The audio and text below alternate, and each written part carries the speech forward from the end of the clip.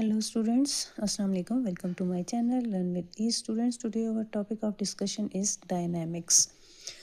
Students, इससे पहले जो हमने यूनिट पढ़ा था उसका नाम था काइनेमेटिक्स, जिसके अंदर हमने पढ़ा था study of motion of object. Okay, what is the difference between the key difference between dynamics and kinematics is so actually kinematics जो हमने यूनिट स्टूडेंट्स पढ़ा था उसके अंदर हमने पढ़ा था कि study of motion of object without discussing the cause of motion.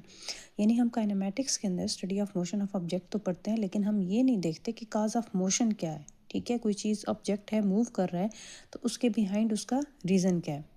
लेकिन डायनामिक्स के अंदर हम इस चीज़ को देखते हैं, स्टडी करते हैं कि अगर कोई ऑब्जेक्ट मूव कर रहा है तो उसके बिहाइंड उसका रीज़न क्या है.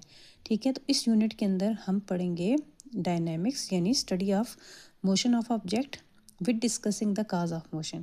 यानी इन सिंपल अगर हम वे बात करते हैं तो हम ये कह सकते हैं कि डायनामिक्स के अंदर हम फोर्स प्लस मोशन दोनों को इकट्ठे डिस्कस करते हैं. हम जस्ट मूवमेंट की बात नहीं करते कि ऑब्जेक्ट मूव कर रहे हैं, हम ये देखते हैं कि कौन सी फोर्स है जो उसको मूव करवा रही है.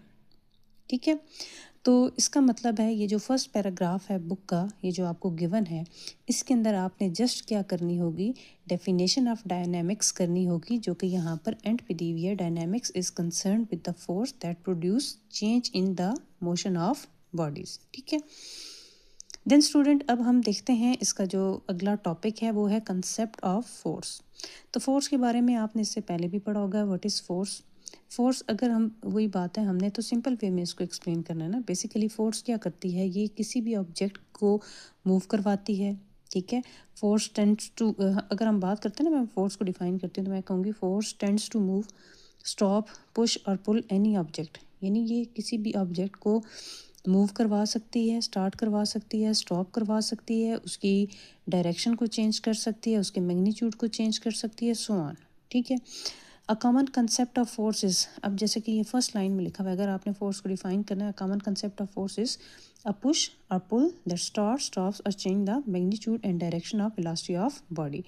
सो हम अगर डेफिनेशन की बात करेंगे तो सिंपल हम इसकी डेफिनेशन यही करेंगे. आप हेडिंग यहाँ तक बना सकते हो कि ये इसकी क्या आ जाएगी, डेफिनेशन आ जाएगी. ठीक है, उसके अलावा यहाँ पर जो फर्दर एक्सप्लेनेशन है उसको हम नहीं भी करेंगे, उसको हम आगे एक्सप्लेन करेंगे, क्योंकि यहाँ पर डिफरेंट ऑब्जेक्ट है, चाहे वो यहाँ पर एक पर्सन है जो कि व्हील बारों को मूव करवा रहा है. ठीक है, ये भी टाइप ऑफ फोर्स है. इसके अलावा डिफरेंट आप फोर्सेस की एग्जांपल ले सकते हो. यानी अगर आप खुद ही बॉल को हिट करते हो, लेट्स सपोज आप किसी ग्राउंड में, फुटबॉल ग्राउंड में, और आपने बॉल को हिट किया है, इट मीन्स कि आपने फोर्स लगाई है. फोर्स लगाने से आपने उस बॉल की डायरेक्शन को चेंज किया. इसी तरह एक क्रिकेटर है जो कि बॉल को हिट करेगा, बॉल जब उसके बैट पर आएगी तो उसने लेफ़्ट पर हिट करना है, राइट पर हिट करना है, यानी बॉल मूव तो कर रही है. ठीक है, लेकिन वो जो फोर्स है उसकी वजह से उसकी डायरेक्शन जो है वो क्या हो रही है, चेंज होती है.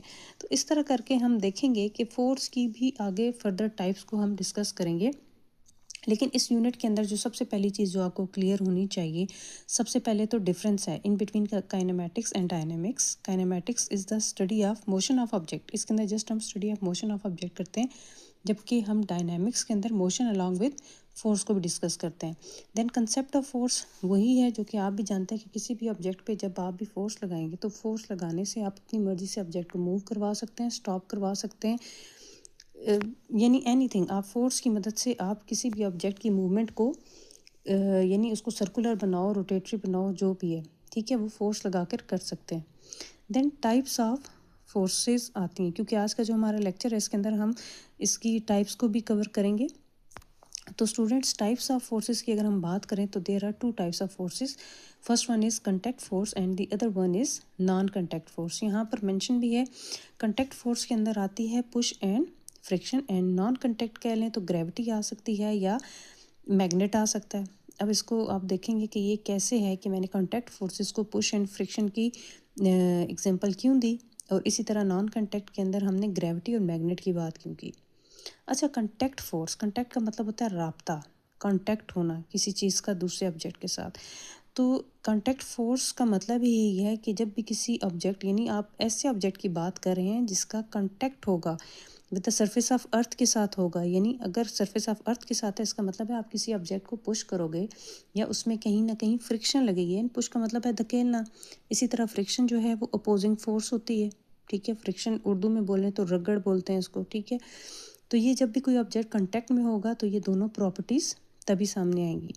तो कांटेक्ट फोर्स जो है वो बेसिकली एक ऑब्जेक्ट जो है वो दूसरे ऑब्जेक्ट के ऊपर लगाता है at the point of contact. यानी लेट्स सपोज आपने एक टेबल को मूव करवाना है, ठीक है। तो टेबल है कांटेक्ट में, किसके साथ कांटेक्ट में है? उस फ्लोर के साथ है, ठीक है। और आपने क्या करना है? उसको पुश करना है, पुल करना है, सो ऑन। तो ये किसकी एग्जांपल होगी? कांटेक्ट फोर्स की। अच्छा, नेक्स्ट हेडिंग आपके सामने आ रही है फ्रिक्शन की, ठीक है। तो फ्रिक्शन वही बात है, मैंने आपको पहले ही बताया कि फ्रिक्शन यानी जब भी देखो आपने फोर्स लगानी है ना, कोई ऑब्जेक्ट ज़मीन के साथ है, ठीक है, तो आपको फोर्स लगानी ही तब पड़ती है क्योंकि ज़मीन के अंदर क्या होती है? फ्रिक्शनल फोर्स होती है, यानी एक अपोजिंग फोर्स होती है जो कि ऑब्जेक्ट की मूवमेंट के अगेंस्ट एक्ट करती है। यानी आप ऑब्जेक्ट को तो मूव करवाना चाह रहे हो, लेकिन जो ग्राउंड की फ्रिक्शन है ना, वो नहीं चाहती कि ऑब्जेक्ट मूव करे। तो ग्राउंड अपनी तरफ से फोर्स लगाता है, आप अपनी तरफ से फोर्स लगाते हो, तो दोनों एक दूसरे के अगेंस्ट जब फोर्स लगा रहे होते हो तो पावर ज़्यादा लग रही होती है, ठीक है। तो ऐसी फोर्स को क्या बोलते हैं? फ्रिक्शनल फोर्स कहते हैं। और क्योंकि ये कांटेक्ट में होती है, ठीक है, एक ऑब्जेक्ट किस कांटेक्ट में अगर है ना, ठीक है, तो उसकी वजह से ये वाली फोर्स जो है वो एक्टिव होती है। अच्छा, ये जो नेक्स्ट फोर्स आपको दिखाई दे रही है जिसे हम कह रहे हैं जी ड्रैग फोर्स है, ठीक है। ये भी एक टाइप ऑफ रेजिस्टेंट फोर्स है, ठीक है, अपोजिट फोर्स है। ये थ्रू फ्लूइड बता रहे हैं। वैसे तो ड्रैग करना भी किसी चीज़ को घसीटना है। जब आप घसीटते हो तो इसका मतलब यही है कि ये ऑब्जेक्ट भी with contact with the surface होगा, ठीक है। वो सरफेस कोई भी हो सकती है। किसी सरफेस पे अगर ऑब्जेक्ट पड़ा, यहाँ पर इन्होंने फ्लूइड की बात की है कि किसी भी ऑब्जेक्ट को अगर आपने मूव करवाना है तो जो रेजिस्टेंट लगती है वो क्या कहलाती है? ड्रैग फोर्स कहलाती है, ठीक है। और ज़ाहिर है ये भी किसी भी ऑब्जेक्ट की मूवमेंट के अगेंस्ट एक्ट करती है। The next one is thrust, ठीक है। थ्रस्ट फोर्स क्या होती है? ये बेसिकली हम बात करते हैं वाटर के अंदर एक स्पेशल काइंड ऑफ फोर्स होती है जिसे हम कहते हैं अप थ्रस्ट भी बोलते हैं, ठीक है। यहाँ पे इन्होंने थ्रस्ट की बात की है कि वाटर एक फोर्स लगाता है। कोई भी ऑब्जेक्ट जब वाटर के अंदर जाता है तो वाटर ऊपर की तरफ एक फोर्स लगाता है जिसे हम कहते हैं अप थ्रस्ट फोर्स कहते हैं, ठीक है।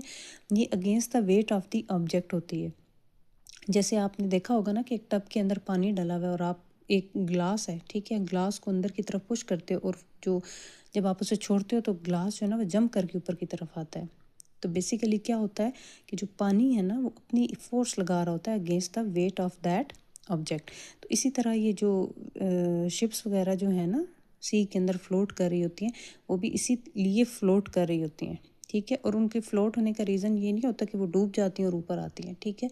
यहाँ पर उसका जो वेट होता है ना शिप का और जो अप थ्रस्ट फोर्स होती है वाटर की, ये एक दूसरे के साथ क्या होती है? बैलेंस होती है, इसलिए वो फ्लोट कर सकती हैं। देन उसके बाद आ जाती है नॉर्मल फोर्स।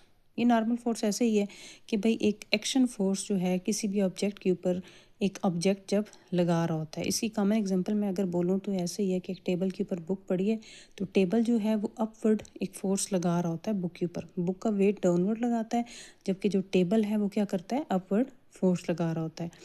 अब एयर रेजिस्टेंस ऐसे कि जैसे आप हवा तेज़ चल रही हो, आप जब चल रहे होते हो ना अपनी सेम डायरेक्शन में, ठीक है, लेकिन जो हवा है वो आपके ऊपर प्रेशर लगाती है, आपको रोकती है, ठीक है। और एक अपोजिट फोर्स जो है ऊपर एक्ट करती है तो उसे हम क्या बोलते हैं? एयर रेजिस्टेंस बोलते हैं। अच्छा, उसके बाद टेंशन फोर्स।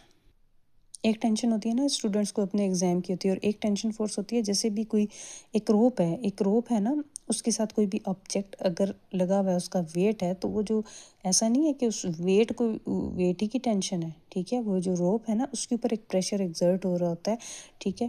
तो उस लोड की वजह से उस वेट की वजह से जो एक्सपीरियंस कर रही होती है ना रोप प्रेशर या टेंशन, ठीक है, उसे हम क्या बोलते हैं? टेंशन फोर्स बोलते हैं। तो उसके बाद जो आ रही है जी इलास्टिक फोर्स। इलास्टिक का मतलब है इलास्टिसिटी, ठीक है। ये वो वाली फोर्स होती है जो कि किसी भी इलास्टिक ऑब्जेक्ट है ना, ठीक है, उसको दोबारा अपनी शेप में अगर वापस ले आए तो वो कौन सी फोर्स होती है? इलास्टिक फोर्स होती है। जैसे इलास्टिक्स होती है ना घरों में, आप उसे खींचते हो, खींच के छोड़ते हो तो दोबारा अपनी जो ओरिजिनल शेप है उसको अटेन कर लेती है। तो इसके अंदर इन्होंने एग्जांपल बताई है, वो रबर बैंड है, स्प्रिंग है, ट्रेम्पोलिन है, एट्सेट्रा। तो स्टूडेंट्स आज का जो टॉपिक है जिसके अंदर हमने बात की है कॉन्टैक्ट फोर्सेस की बात की है, हमने उसकी टाइप्स की बात की है। देन काइनेमैटिक्स और डायनामिक्स का मेन जो डिफरेंस है, फोर्स की डेफिनेशन है, और टाइप्स ऑफ फोर्सेस के अंदर जो कॉन्टैक्ट फोर्स है और उसकी फर्दर टाइप्स है उसको हमने डिस्कस किया है। होपफुली आपको ये सब जो फोर्सेस की टाइप्स हैं वो क्लियर हो गई होंगी। आज के लिए ये टॉपिक इनफ है, ठीक है। तो इंशाल्लाह नेक्स्ट वीडियो के अंदर हम नॉन कॉन्टैक्ट फोर्सेस को कवर करेंगे। इसके अलावा कुछ आइडियाज़ मैंने स्लाइड्स के अंदर मेंशन कर दी हैं सिंपल वे में, आपको उससे भी क्लियर हो जाएगा, तो उसको भी आप देखिएगा। बाकी इस वीडियो को गौर से देखें, समझें और इसको लाइक करें, सब्सक्राइब करें चैनल को, फर्दर अपने फैमिली में फ्रेंड्स के साथ शेयर करें। ओके स्टूडेंट, थैंक यू, अल्लाह हाफिज़।